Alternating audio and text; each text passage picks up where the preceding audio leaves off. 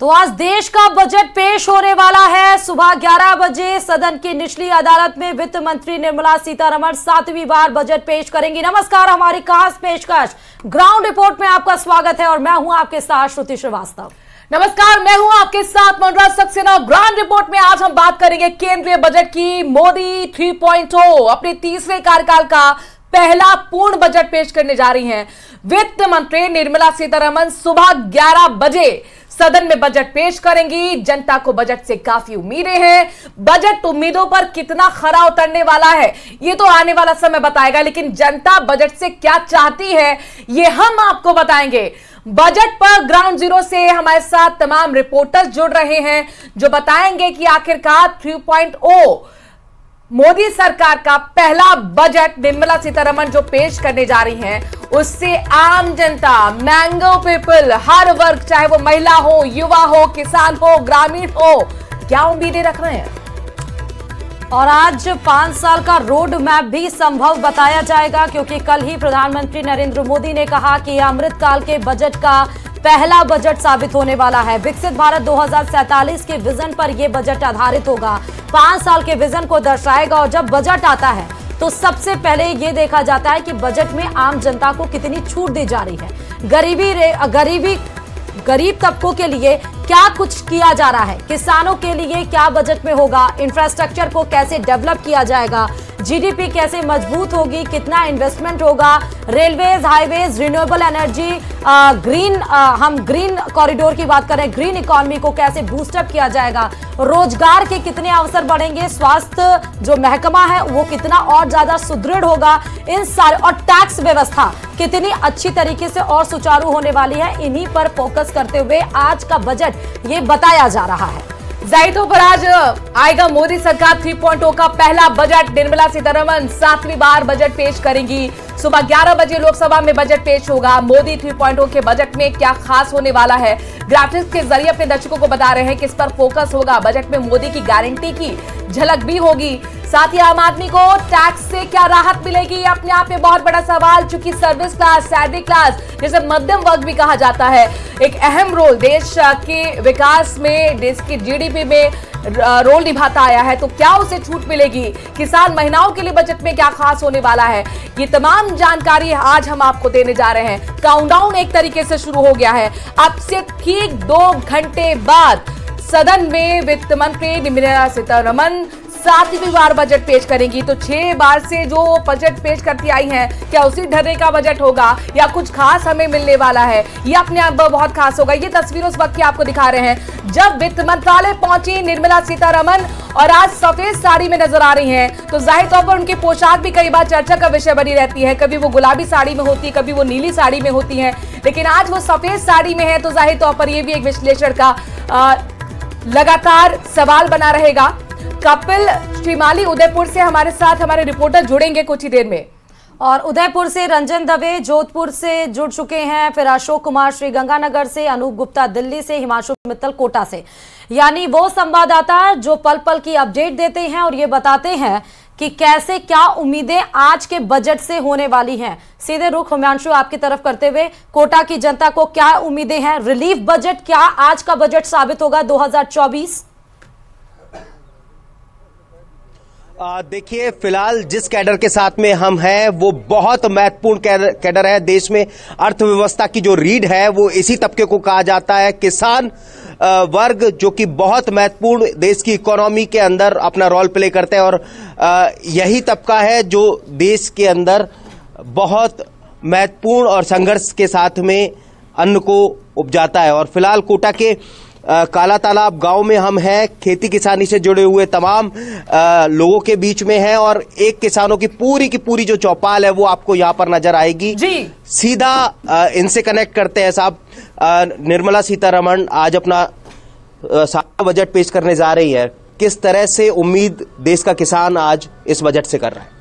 देश का किसान उम्मीद कर रहा है कि फर्टिलाइजर पे जीएसटी है, जितने भी कृषि से संबंधित उपकरण हैं उन पे सब पे जीएसटी हटाई जाए, और जो किसानों का जो समर्थन मूल्य है, जो कि समर्थन मूल्य बहुत कम है, उन समर्थन मूल्यों को गेहूं पे हो, धान पे हो या सरसों पे हो, सोयाबीन पे हो, सब पे उन पे बढ़ाया जाए। मतलब लाभकारी, इसको किसान को, खेती को लाभकारी बनाया जाए, क्योंकि किसान वर्ग हमेशा घाटे में जा रहा है और घाटे में जाने के कारण वो लोग शहर की तरफ पलायन कर रहे हैं और खेती घाटे का सौदा साबित हो रही है। खेती घाटे का सौदा बन रही है, जिसे मुनाफे में तब्दील किया जाए। आप क्या कहेंगे साहब?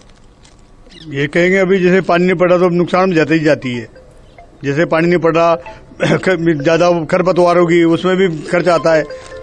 डीएपी काम नहीं कर रहा तो उसमें भी फिर डालना पड़ेगा, तो घाटे का सौदा हो ही रहा है ना। आप क्या कहेंगे सर?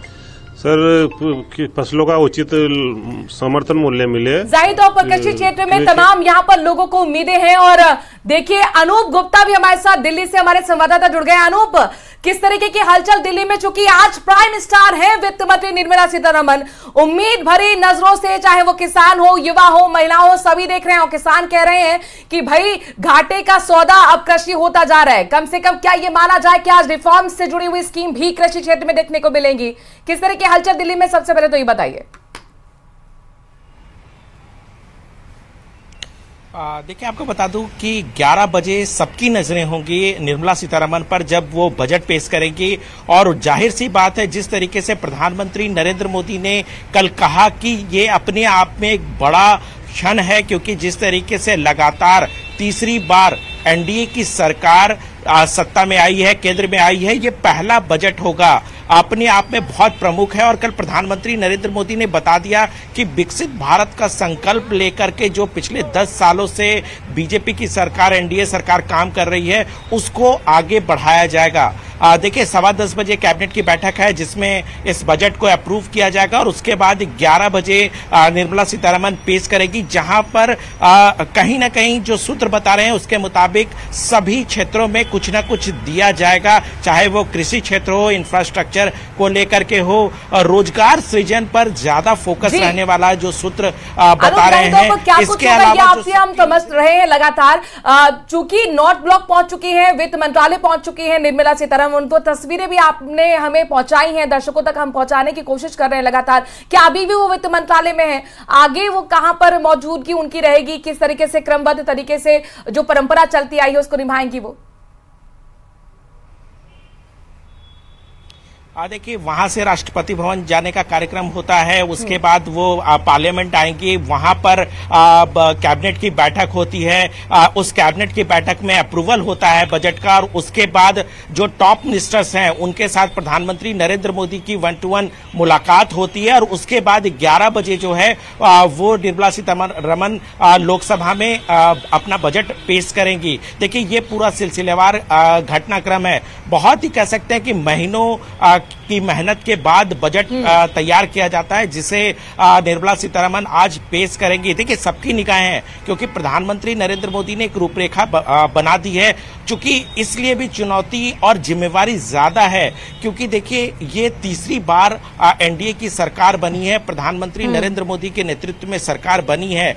ऐसे में प्रधानमंत्री नरेंद्र मोदी एक लंबा रोड मैप लेकर के आगे बढ़ना चाहते हैं। यही वजह है कि एक स्ट्रॉन्ग डिसीजन के रूप में इस बजट को देखा जाएगा, जहां पर कहीं ना कहीं रोजगार सृजन पर फोकस होगा, वहीं किसानों के लिए इंफ्रास्ट्रक्चर को लेकर के सब इस पर कुछ ना कुछ होने जा रहा है। और चूंकि दुनिया की तीसरी अर्थव्यवस्था का लक्ष्य भी रखा गया है, तो क्या अर्थव्यवस्था को रफ्तार देने वाला ये बजट होगा या फिर लोगों के लिए राहत देने वाला होगा? श्रुति, ये बहुत बड़ा सवाल है। चीफ इकोनॉमिक एडवाइजर भी वित्त मंत्री के साथ हैं, उनसे थोड़ी देर की वार्तालाप होती है और वित्त मंत्रालय की जो पूरी टीम महीनों से लगातार अलग अलग विभागों से सुझाव लेती है, उस पे काम करके यहां पर पूरा बजट तैयार किया जाता है। फोटोशॉप वो अपॉर्चुनिटी भी अभी कुछ ही देर में आएगी, वो तस्वीरें भी अपने दर्शकों तक हम पहुंचाते रहेंगे। और ये क्योंकि चीफ इकोनॉमिक एडवाइजर साथ में मौजूद होते हैं, वित्त राज्य मंत्री पंकज चौधरी ने भी कहा कि इस बार का बजट सबके साथ सबके विकास पर ही केंद्रित है। रंजन दवे जोधपुर से जुड़े हुए हैं, उनसे बात कर लेते हैं। रंजन, सबसे ज्यादा जरूरी है कि इस बजट के जरिए लोगों के अंदर वो विश्वास पैदा करना, और वही विश्वास भरी उम्मीदों से आज बजट की तरफ जनता देख रही है। जोधपुर की जनता क्या चाह रही है इस बजट से? देखिए, बिल्कुल निश्चित तौर पर, और जिस तरीके से आपने अपने उद्बोधन में कहा था कि विकसित भारत के निर्माण के लिए पहली पायदान के रूप में ये मोदी कार्यकाल जो तीसरा कार्यकाल है उसका ये बजट देखने जा रहे हैं और उसके साथ में ये 7वीं बार निर्मला सीतारमण बजट पेश करने वाली है। व्यापारी वर्ग के लिए बात करें, निवेश को लेके बात करें, जीएसटी को लेके बात करें, आम नागरिक की बात करें, क्या कुछ? जी रंजन जी, वो कहा है ना कि हजारों ख्वाहिशें ऐसी कि हर ख्वाहिश पे दम निकले, बहुत निकले मेरे अरमान मगर फिर भी कम निकले। तो मिडिल क्लास व्यापारी वर्ग है वो बहुत दिनों से उम्मीद कर रहा है कि हमें कुछ ऐसा मिले इस बजट से जिससे न सिर्फ हमारा काम बढ़े बल्कि उसको टैक्स में भी कुछ छींटे राहत के मिले।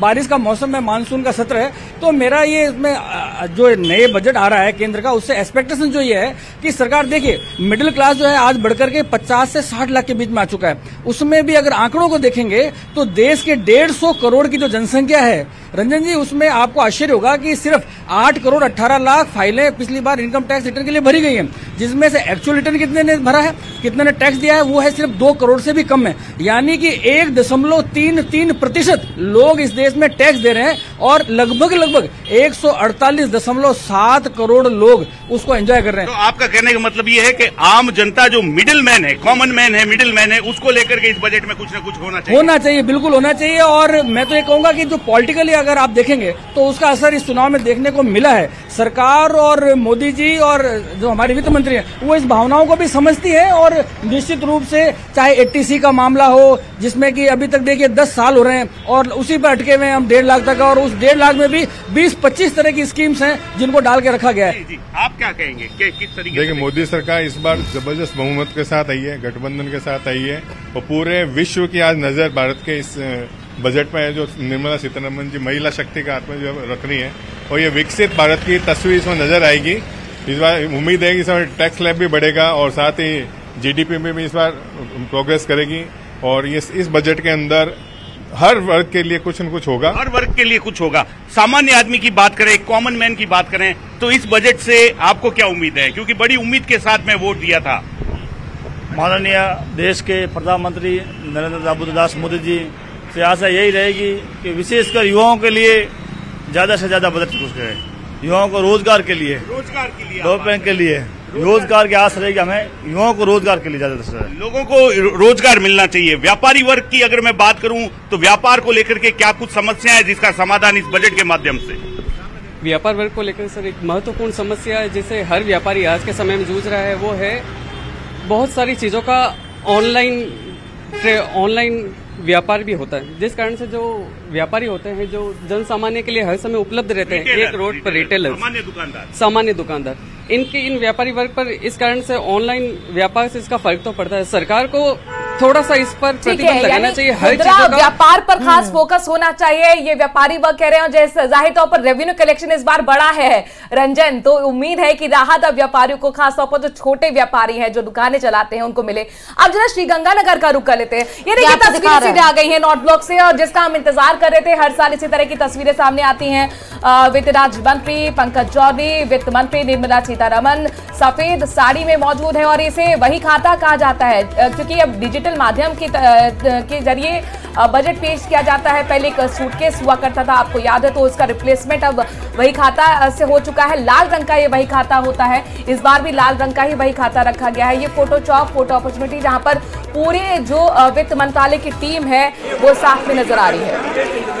तो यही वही खाता है जिसकी उम्मीदें आज सभी को हैं और जिसकी उम्मीदें ना सिर्फ देश बल्कि आज की जो मार्केट है जिसको हम शेयर मार्केट कहते हैं, स्टॉक मार्केट, वो बूम करेगा या फिर नहीं, बेयर मार्केट या फिर बुलिश मार्केट, क्या होने वाला है आज के ये जब बजट का ये वही खाता जब खुलेगा और इसमें से जब घोषणाएं होंगी तो देखना होगा क्या कुछ असर होता है।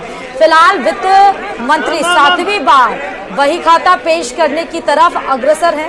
वित्त राज्य मंत्री आपको पंकज चौधरी साथ में मौजूद हैं। जब वो निकले थे अपने घर से तब भी वो तस्वीरें हमने आपको दिखाई थी। उन्होंने कहा कि इस बार का बजट सबका साथ सबका विकास पे ही केंद्रित है। प्रधानमंत्री नरेंद्र मोदी पहले ही कह चुके हैं कि यह अमृतकाल का बजट माना जा रहा है।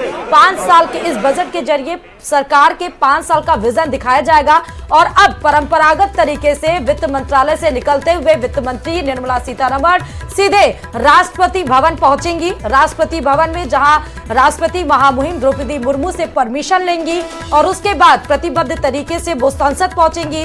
मोदी जी की कैबिनेट बैठक जहां हो रही है, मोदी की कैबिनेट में इस बही खाता को परमिशन दिया जाएगा और 11 बजे सदन की निचली अदालत लोकसभा में वित्त मंत्री निर्मला सीतारमण 7वीं बार पूर्ण बजट पेश करेंगी। यही रास्ता तय करते हुए सीधे राष्ट्रपति भवन की तरफ रुख करते हुए, और ये राष्ट्रपति भवन की तस्वीरें भी राष्ट्रपति भवन की तरफ ये काफिला बढ़ता हुआ और यहाँ पर राष्ट्रपति द्रौपदी मुर्मू के साथ वित्त मंत्री निर्मला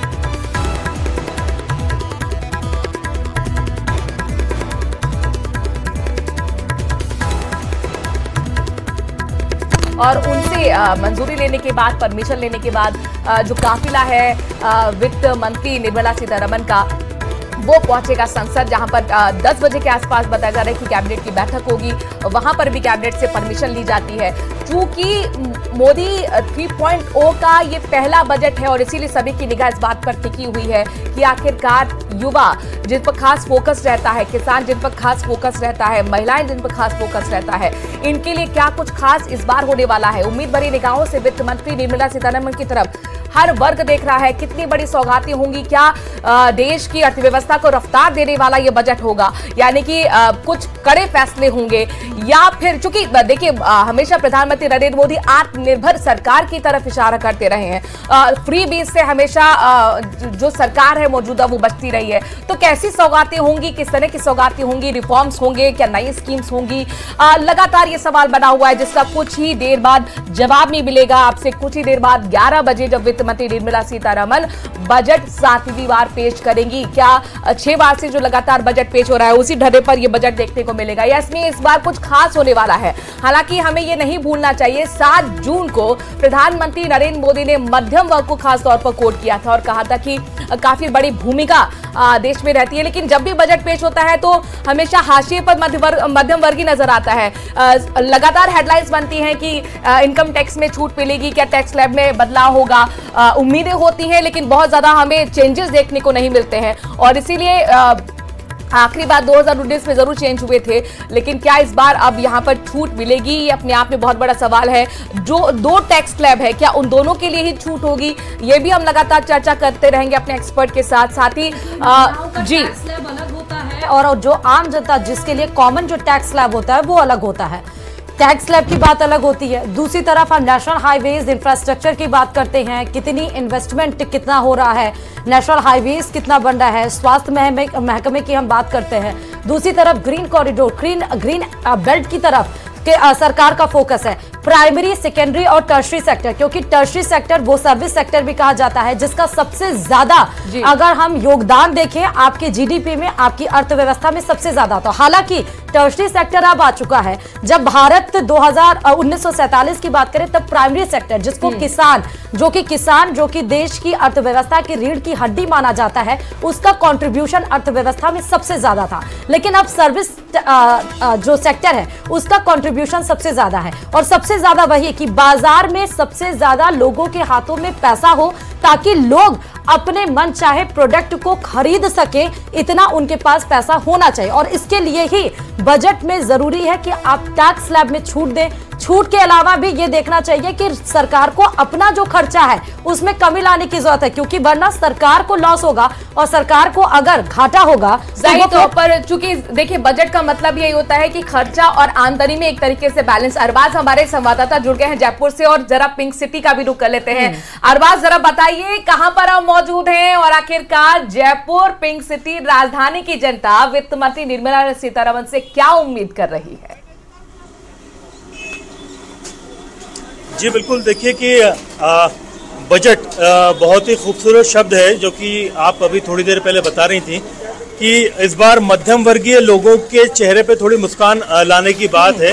हर बार अगर देखा जाता है बजट में जो बॉटम लाइन होती है और जो टॉप क्लास होते हैं यानी निम्न वर्गीय और उच्च वर्गीय उनकी बात की जाती है। मैं एक मध्यम वर्गीय आम आदमी की सोच के हिसाब से आप देख सकते हैं कि फिलहाल एक चाय की थड़ी पर मौजूद हूँ। यहाँ पर सुबह सुबह लोग आए हैं, चाय की चुस्की ले रहे हैं, अपने घर परिवार के बारे में सोच रहे हैं कि आज का बजट उनका क्या रहने वाला है, आज की दिहाड़ी उनकी क्या रहने वाली है। इन तमाम चीजों के सोच विचार के दौरान आज हम उनसे बातचीत करेंगे, जानने की कोशिश करेंगे कि बजट से उनको क्या उम्मीद है। सर, आपका नाम जानना चाहेंगे? सर, लक्की जी, आप चाय बना रहे हैं, सुबह सुबह लोग चुस्कियां ले रहे हैं। आज मोदी जी की तीसरी सरकार का पहला बजट पेश हो रहा है, क्या उम्मीद करते हैं बतौर एक आम आदमी? सर, बढ़िया, मोदी जी आने चाहिए सर। नहीं, वो आ गए हैं, बजट पेश किया जा रहा है। बजट में आपको क्या चाहिए? सर, जो होना चाहिए वही होना चाहिए सरकार। किन चीजों में आपको महंगाई लगती है, किन किन चीजों में आपको लगता है कि राहत मिलनी चाहिए, कौन सी चीजों में, योजनाओं में आपको बेहतर काम चाहिए? सर, योजना जो सबके लिए भला वही होना चाहिए सर। किसी चीज में कोई ऐसी चीज कि भाई आप चाय बनाते हैं, सिलेंडर को लेके कुछ, या दूध वगैरह, चाय पत्ती को लेके कुछ? नहीं सर, सब बेहतर है। महंगाई को लेकर यहाँ मौजूद है, आप क्या एक्सपेक्ट करते हैं बजट से? बजट से स्टूडेंट कि भाई एजुकेशन के लिए अच्छा इंफ्रा हो। राइट। आप क्या करते हैं? मैं जॉब कर रहा हूँ फिलहाल तो। अच्छा, क्या जॉब कर रहे हैं आप? IT। तो क्या एक्सपेक्ट करते हैं एक कॉमन वर्किंग मैन के लिए बजट में क्या होना चाहिए गवर्नमेंट की तरफ से? लाइक इंफ्रास्ट्रक्चर के लिए एंड लाइक जो स्कीम्स होती है, like scholarship schemes and all, and subsidised interest rate on education loans, और ये होनी चाहिए सारी चीजें। आपसे जानना चाहेंगे, आप क्या उम्मीद करते हैं बजट में क्या होना चाहिए? बजट में महंगाई कम होनी चाहिए। किस तरह की महंगाई? जैसे गैस है, बिजली है, इनमें राहत मिलनी चाहिए आम आदमी को। गैस हर महीने आता है, सिलेंडर, बिजली का बिल हर महीने आता है। हाँ जी। तो अगर वो हो जाए तो आप अपने महीने का जो पॉकेट है थोड़ा सही कम हो जाएगा तो अपने घर परिवार को चला सकता है बंदा। कर सकते हैं, बिल्कुल। तो आप देख रहे हैं कि यहाँ पर बहुत से लोग हैं, अलग अलग जगह चाय की चुस्कियाँ ले रहे हैं। हर तरह की जो है सोच लोगों की यहाँ मौजूद है। कुछ थड़ी के अंदर और लोग मौजूद हैं, उनसे बातचीत करते हैं। अलग अलग उम्र के उनके वो हैं, एक बुजुर्ग यहाँ मौजूद हैं, उनसे बातचीत करते हैं। सर, बजट पेश किया जा रहा है तीसरा मोदी सरकार जी का, और आप देखेंगे कि निर्मला सीतारमण जी पेश कर रही हैं। क्या एक्सपेक्टेशन है आपकी, क्या उम्मीद करते हैं बजट में आम आदमी के लिए होना चाहिए? आम आदमी के लिए बहुत आजकल बहुत महंगाई हो रही है, वैसे तो है, बजट हिसाब से सही होना चाहिए। किस किस चीज पे लगता है आपको कि तो महंगाई को लेकर लगातार सवाल कर रहे हैं लोग, यही कह रहे हैं कि भाई महंगाई से थोड़ी राहत मिल जाए तो बजट हमारा घर का बेहतर हो जाएगा। और जाहिर तौर पर अशोक का रुख कर लेते हैं। श्रुति, अशोक हमारे साथ नहीं जुड़े हुए हैं मनु जी, लेकिन हम जरूर अशोक की तरफ रुख करेंगे ब्रेक के बाद, क्योंकि बजट में सबसे ज्यादा जरूरी ये हो, क्योंकि भारत एक ऐसा देश है जहां हाई ग्रोथ और लो इन्फ्लेशन रेट के साथ भारत स्टैंड कर रहा है। ब्लू और ग्रीन इकोनॉमी पर कितना ज्यादा फोकस इस बजट में रहता है, ये आपको बताएंगे। रुकते छोटे से ब्रेक के लिए देखते रहिए न्यूज़ 18 राजस्थान पर लगातार यूनियन बजट की कवरेज।